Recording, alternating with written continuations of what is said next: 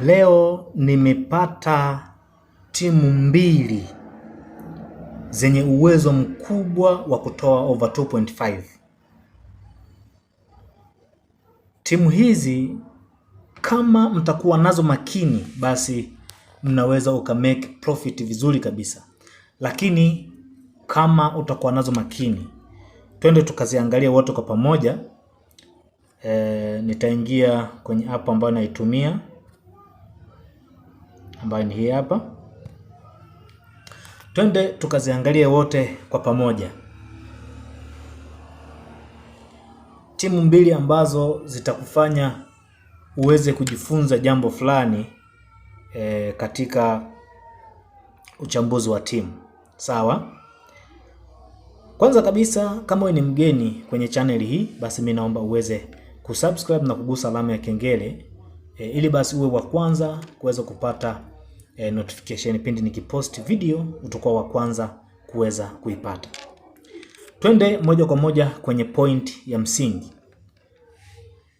Mimi nakuja hili eneo la search, lakini hata hivi ngoja nitazame kwanza huku kama hizo timu zitakuwepo. Kama zitakuwepo, manake nitakuwa nimejirahisishia. Okay, hapa naona kuna timu moja ipo. Timu ya kwanza ni hii hapa. Hawa ni Liverpool pamoja na Gaziantep. Sawa?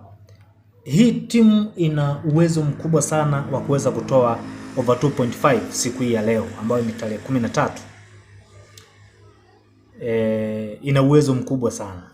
Sasa pindi unapoona kama hii, acha ni hii hapa ambayo ina odd ya 1/71. Sawa? Acha niangalie hiyo nyingine. Nimekuahidi timu mbili ambazo zenye uwezo mkubwa wa kuweza kutoa over 2.5.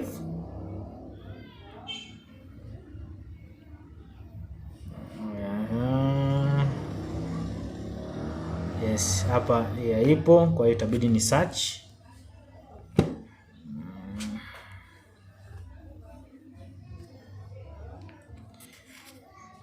Ni hii hapa ambayo ni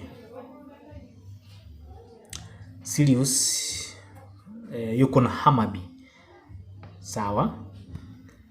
Hii ina uwezo mkubwa wa kutoa over 2.5, yani magoli 3. Tukitazama hapa total ni 2.86. Odi 2 ya 80. Hii ni odi moja nzuri sana kama utaamua kuitumia vizuri, lakini hizi kiukweli zina uwezo mkubwa mno ya kutoa over 2.5.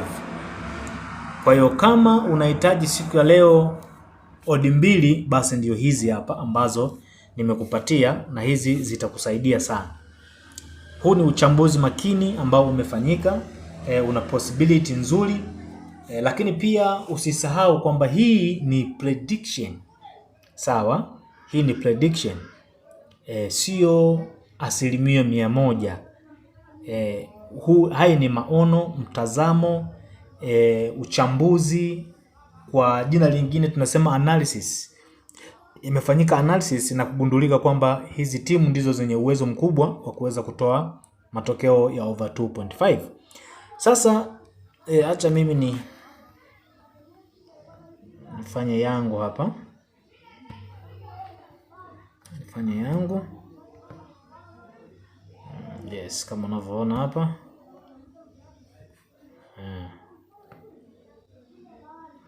Kama unavyoona hapa. Kuna wakati lazima kuna vitu ujifunze. Sawa? Kuna wakati itakupasa uwe serious sana na uchambuzi wa timu. Kuwa makini sana na uchambuzi wa timu. Kwa nini? Kwa sababu kuna baadhi ya vitu ambavyo unaweza ukavikosa katika uchambuzi kwa sababu tu una haraka. Yani mtu anahitaji aingie sasa hivi kwenye application, atazame timu, alafu haraka aweke. Hiyo huwa inawakosti watu wengi sana kwenye uchambuzi wa timu. Uchambuzi wa timu unahitaji utulivu, unahitaji muda, unahitaji tafakari. Yaani hata kama ukajua hii ina uwezo huu, unahitaji tena tafakari nyingine mpaka utakapoona kwamba kweli mawazo yako yanalingana kila mara, kila dakika. Yaani mfano, naweza nikaingia saa 2 asubuhi, nikatazama nikaziona timu 2 zenye uwezo wa kutoa option fulani, alafu nikaondoka. Nikakaa baada ya masaa 2, 3, 4, nikaingia tena, nikaangalia, nikaona, nikapata jibu lile lile nililopata asubuhi. Alafu nikatoka tena, nikapata tena jibu lile lile nililopata mchana. Manake hiyo unakuwa una uwezo mkubwa sana wa kuweza kutengeneza tiketi yako yenye uwezo mkubwa sana wa mafanikio. Japokuwa prediction ina mambo ya maumivu sana, ina mambo ya kushangaza sana.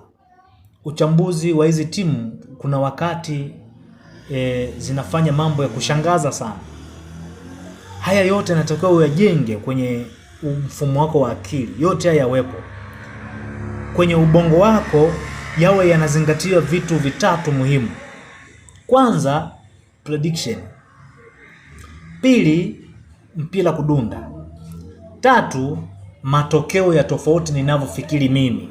Hivyo ni vitu ambavyo muhimu sana ambavyo natakiwa uvizingatie. Katika hivi vitu 3, elewa wazi, moja wapo inaweza ikatokea au ikatokea matokeo kama ulivyotabiri wewe. Kwa hivi vitu vyote vina umuhimu sana. Mimi nawaomba kuna wakati tuwe serious na uchambuzi wa timu. Tuwekeze kwenye kuchambua zaidi kuliko kutafuta tiketi. Yaani kutafuta mkeka sawa wa kubashiri. Kuna muda tunatakiwa tukip sana kwenye uchambuzi kwanza. Tujenge knowledge kwanza ya uelewa katika uchambuzi. Mambo mengine yatafuata baadaye. Tukitanguliza kwanza tiketi, maana yake tunaweka mentality ya kuhitaji faida kubwa wakati uwezo wetu ni mdogo.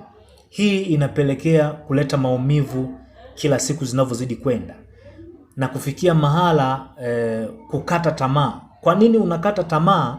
Kwa sababu una haraka. Nataka tu nikueleze, una haraka. Inatakiwa upunguze haraka, upunguze papara, utulize akili, uangalie namna gani unaweza ukachambua timu kwa kiwango walau cha 60%. Hii itakusaidia sana na wala hutapata shida. Pindi unavyoendelea kuzichambua timu na kupata experience kubwa kwenye hizi football, basi kuna mambo mengi utajifunza na mengi yatakujenga ambayo yatakufanya kimsingi uwe imara sana kwenye uchambuzi. Huwezi kuwa imara kwenye uchambuzi wa timu kama kuna mambo ya msingi hujayaweka katika akili yako. Jambo la kwanza, kuhitaji faida. Jambo la pili, kuhitaji kuitimiza furaha, kwa sababu wengi tunafanya uchambuzi kwa sababu ya furaha, tunapenda tu uchambuzi. Sio wote ambao wanafanya uchambuzi kwa ajili ya kutafuta tiketi, hapana. 3, kuona kile ulichokiwekeza ni umekitumia. Hilo ni jambo la msingi sana.